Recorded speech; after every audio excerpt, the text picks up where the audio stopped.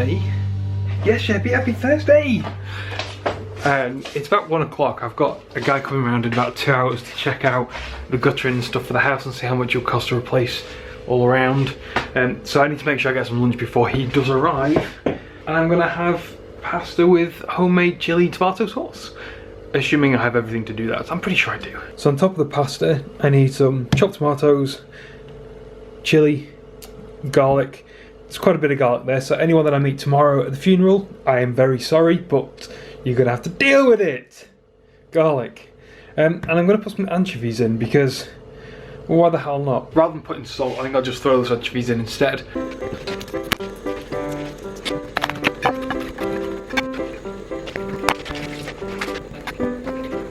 Turns out we had some chorizo style sausage left in the fridge that needs eating up, so I'm going to put that in too. It is turning into a proper little meal for me. It's just an awful lot of effort, but it should be good. It should be tasty. The guy that was supposed to be giving us a quote for the guttering and stuff turned up about 25 minutes late. When he did, he was here for about 5 minutes. Never bothered to get on any ladders to actually check the guttering, check to make sure there were any problems, didn't check to see if there's any asbestos or anything like that. He hadn't even gone around the back of the house and had already given me a quote. How do you know how much it's going to be unless you see what job is needed to be done out the back? You have no idea what's out the back. You should look. And then he gives me a quote. He's more interested in what someone else had quoted. We didn't tell him, but he was more interested in what they quoted, presumably so he could match it or beat it or whatever. But that's not how it should work. You give people an opportunity to quote for their work, and if you want to question them on it, you can. But how can you quote for something you've not seen? You've not been given enough information to quote for. Go around the back. I had to practically drag him around the back to get him to have a look. There could have been any number of problems with our roofing that could change how much you should be charging or quoting. The last thing I wanted to go, so he said 850 quid or whatever. Last thing I wanted to go, yeah, that's great, come around for 850 quid. And then there's some problem that he should have identified in the first place and go, oh, actually it's going to be another £1.5 because of X, Y, and Z. What? What? He's not measured anything. He doesn't know how wide the actual building is. He doesn't know anything about the work needing to be done. He's just gone 850 quid. That's it. This is what it looks like to be over an hour late. What? Oh, that was you. That was not me. Hey, you came home like 40 minutes late. That is true. Current ETA is 9:45.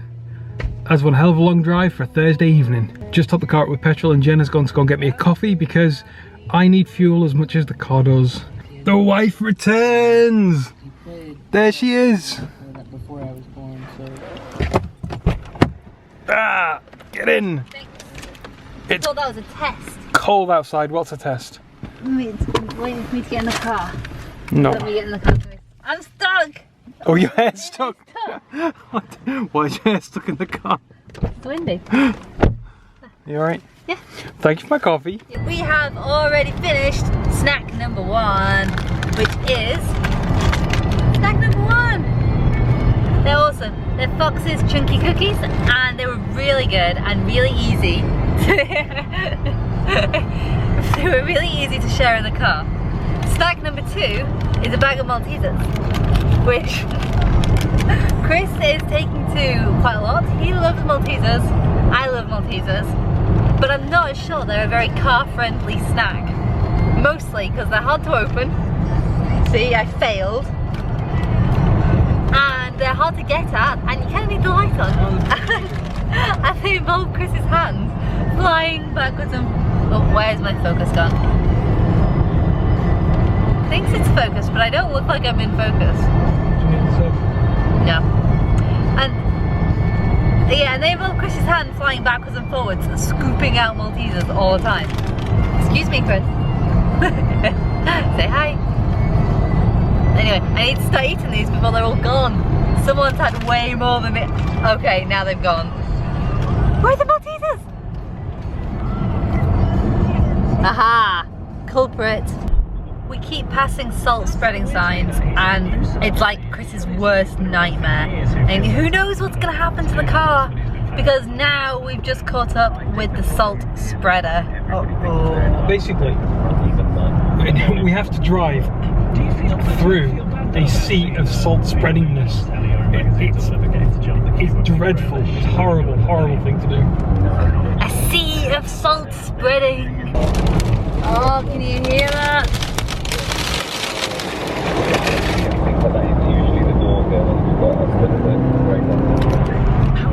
That's painful.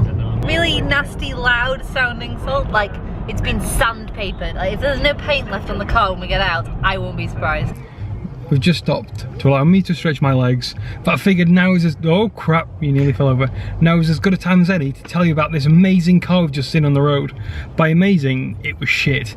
To the point, the guy I'm assuming was indicating right in order to change lanes, right?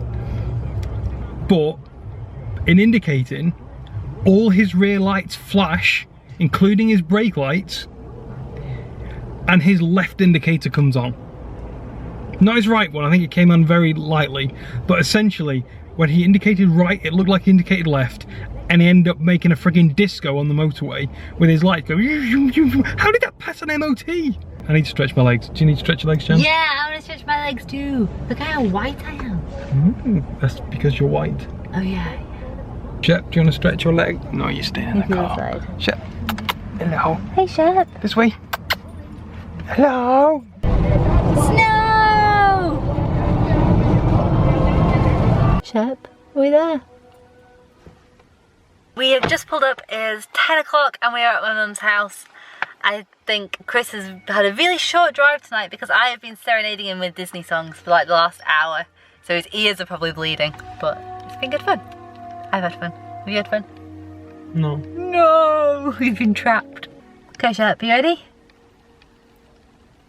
We decided to bring the dog out for a walk before bed because I'm about 100 calories worth of, hang on, let's go, there we go, I'm in shot now.